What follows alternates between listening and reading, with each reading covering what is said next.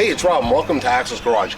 Back out here with the Big Dummies K5 Blazer. Now, in a previous video, and I'll link it up here, you remember that he had a crank no start problem going on, and then when we went to go try to troubleshoot it, the problem was gone. So we had an intermittent crank no start.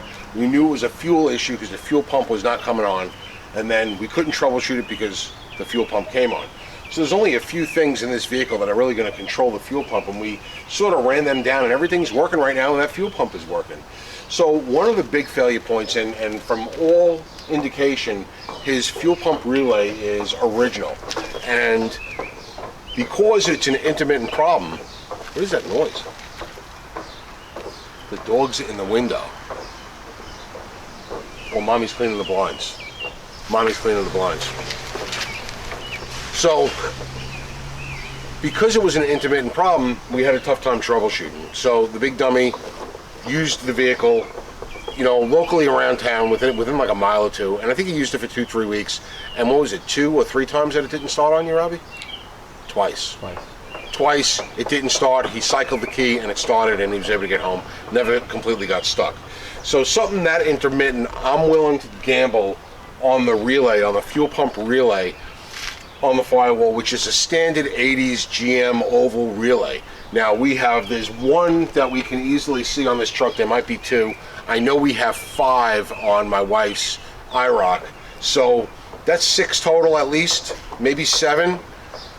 Having one of these on the shelf isn't a bad idea anyway. We actually just put one in my wife's Camaro for her auxiliary cooling fan. That relay was gone.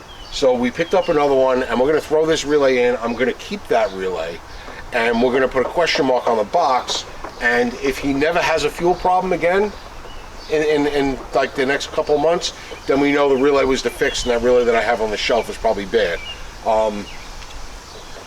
If the problem comes back right after putting this on, or within the next month or 2, then we know this probably wasn't it, and the relay is probably good, so the one we have on the shelf is good.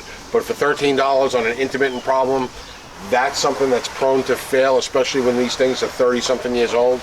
So it's a box in a box GM, genuine GM AC Delco, probably made in Mexico. It says new item.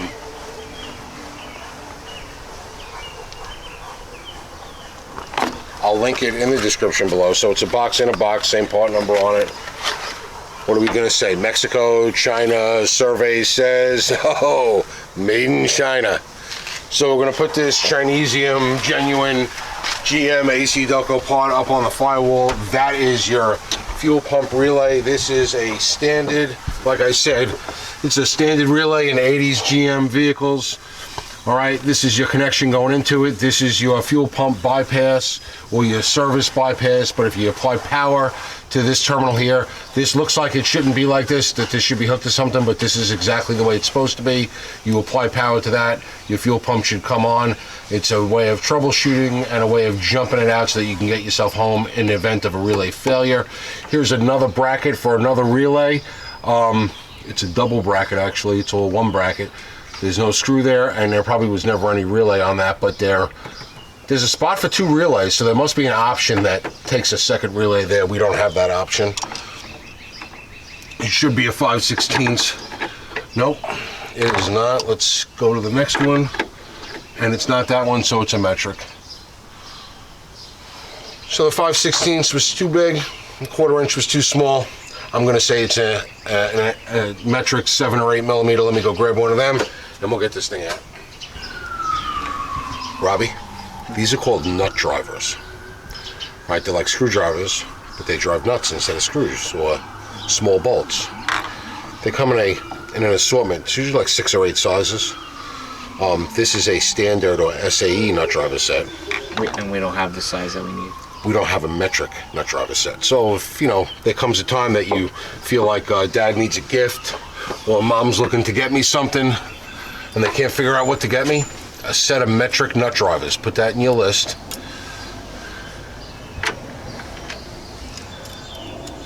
So I'm gonna go 7. 7's a pretty common, 7 and 8 are common metric small fastener sizes on these vehicles. And it's a 7. 7 on here. Now you can get these off the bracket, and I think we could try to once I get this out.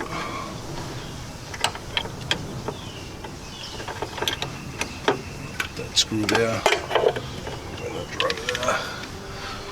Alright, so we're going to take the harness here. It's got the little locking tab. You're going to pull it back and we're going to wiggle it out.